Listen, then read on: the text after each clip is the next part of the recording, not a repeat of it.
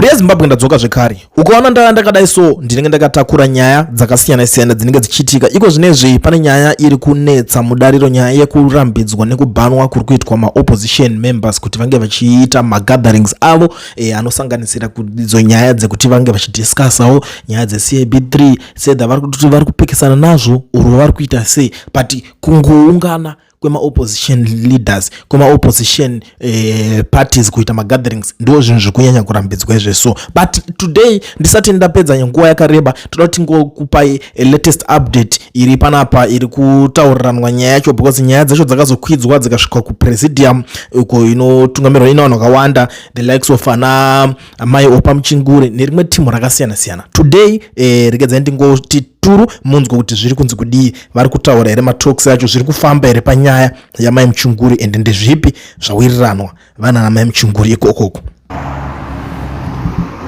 Morning my brother,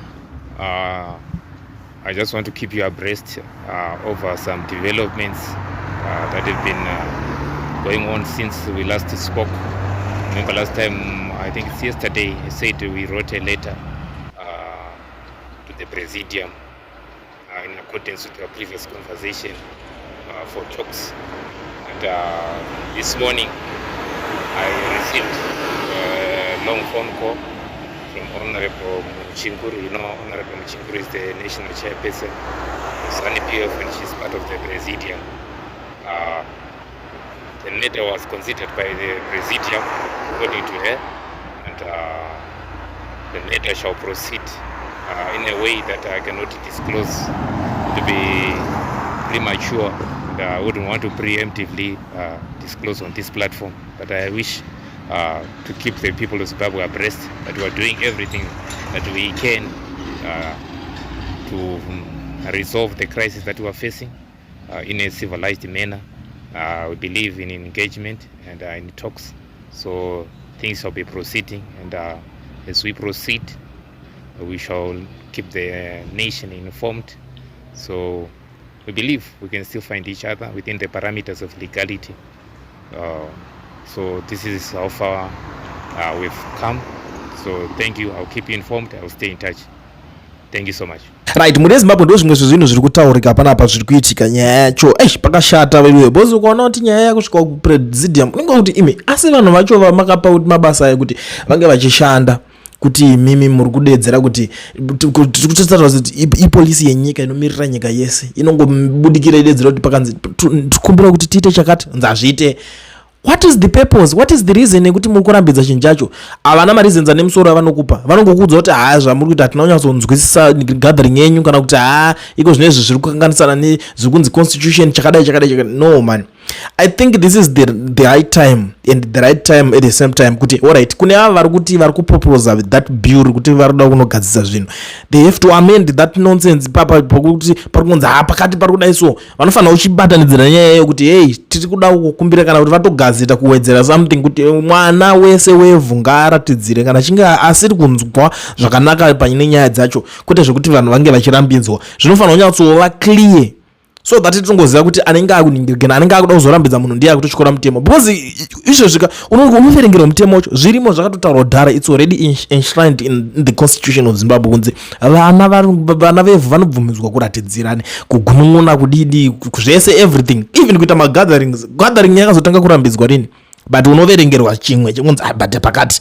zvinhu zvokuti pavaitonyora vachiisa zvinhu izvozvo munhu aitoziva kuti vision yake akumberi achada kuzodai so munenge muchingobatirwa nechinhu one. Saka ndo zvimwe zvinhu zviri kufanira kugara zvabviswa izvozvo, but it's a topic for another day. Panapa ndiri kunzwa futi imwe nyaya iri kutondisiririsa panapa pari kunzi 7 MDC members abducted ahead of planned protests against constitutional amendment bill. Douglas Monzora spokesperson Lloyd Damba confirmed the development in a statement.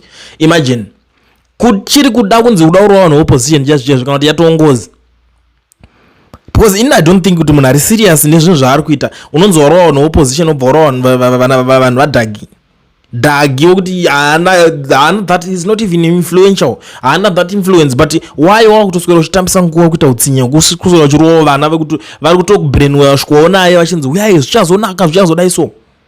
haana kana even nokuti ukamisa kana kunzi paballot kana pachi haana any councillor haana any MP ari muparliament but munotofila kunge muri kutothreateneka nezvinhu zvakadaro.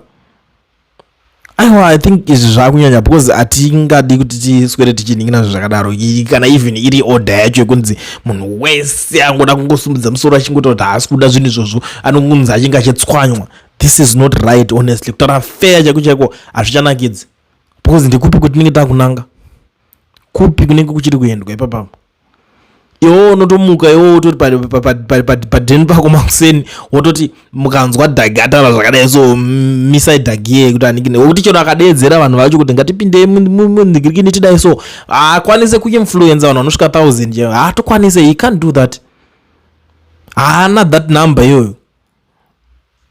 But that same person anotozgonzi aiwa musamusekerere achidaro otovharirwa kunze. Saka kunenge kuchinangwa kwacho ndekupi, kuri kuendwa kwacho ndekupapanzi aiwa zvinhu zvese zvito right. Ozati inini ndanchiseka ndichuzwa longo munhu so iyo shamare it's been a long time but hanzi ndaona nachona ZBC hanzi ndaiona for about 2 hours. Shamare ka iri kutotaura kuti zvinhu zvitori bore, hanzi zvinhu zvakatonaka munyika zvekuti kuti hanzi kana dai maitokwanisa kuti connectwa muri kunana Jose ikoko maigona kutopedzera mato right mautodoti zviri right zvinoita kutaurwa but nevindu kuti aiwa zvinhu zvakanaka zviri bore, everything is in order, everything is in control.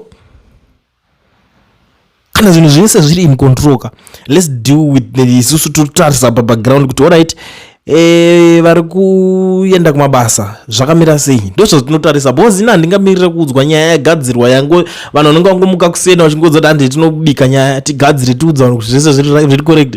Hanzi ukapedza kana ukaona wato wakukwanisa yakutongokunakidza chete hawa joina wato wakutongoti zvese zviri right vanhu vari kupopota mahara. Ngatitaurei about life yekuti izvi so nepane cost of living iri hai zvisingaiti. Bvunza anyone ariko kunhingirikini koko vaona kuzoti chibaba cost of living ma1 ndetotaura nawamwe because kana chitaura tinoda kubalansa maside ese umwe achitati ndoshanda mumashops emutown muHarare hanzi unopuwa $100 or $80 wobva ungonzi tichikupa netransport yedu ipapo but 80 yacho or 100 iyo yokupuwa unokwanisa kuzviafoderawo pako pekuti pekugarapo unotusumuka uchiti apa ndo pangu pandakugarawo. You can't. Haukwanisi kungumuka uchiti apa ndo pangu padhini pangu wogara pasi wochiningina hazvikwanisike. Saka toti kuri kuendwa kwacho ndekupi, kwakanangwa kwacho ndekupi. So it's getting out of hand. Zvakubowa honestly speaking hatingachaswere tichida kutaura nyaya idzodzi dzekuningina wobva wazonzwa kuti the same thing pari kunzi aiwa zvinhu zviri right zvakanaka ponzi parohwa munhu akaita sevanhu vadhagi varohwa vanga vachida kuratidzira ndiwo ngozi yacho. Unorohwa chipa yacho unoda kurohwa kana idzo hasha dzacho vakomana kana iko kunzi muri vakomana vekuti muri kugona basa racho mungatadzi magona chii ipapo kwakungoshungurudza chero even an ordinary guy, an ordinary Zimbabwean ari kuchema kutongochemedza chero mangoona ngoti haasi kuwirira nazvo. Ndakaona mumwe achinzanza anga azozvisungirira because anga akata sei here kudidi neari kungobuda chipiki ari kungoda kupikisa abatwa muchita guys no it's getting out of hand. But anyways I don't want to waste much of your time ndichiramba ndichingotaura dzakawanda tinodziswerera but rekedza ndishandise mukana maZimbabweans ese vari muSouth Africa vari kudawo kuregisterwa macompanies nekuvhurirwa maFNB business account. Aiwa tiri kuti nyaya ichingori imwe chete iyoyo ka batai company iyo inonzi Education Research. Taurai namukoma Owen, nhamba dzavo ndidzo dziri kubuda pascreen, vanokubatsirai muri kwamuri vari kwavari. Saka ndiri kuti no work permit no problem, Education Research is the solution. Garai mavabata mutaure navo, handiti vanokuitirai. Handidi munhu anozoti ndazosarira ndakazosarira sei zvinhu izvi because maZimbabweans vane problem one yekuti pamunonzwa kunzi iyi problem yakadai yamukuchema iri kusolveka these days munoignore. Handiti pamunozoda kuti zvozodingiringina zvinenge zvatomiswa zvinenge zvinhu zvakadhakwa manje. Saka zvino munongoitawo vakomana kana kuchiri nemacompanies akaita seaya achiri kukwanisa kukuregistera company nokuvhurira FNB business account, it's the high time yekuti mukwanise kubatsirana navo, mukwanise kucomplya. Zvoda vanhu vanocomply.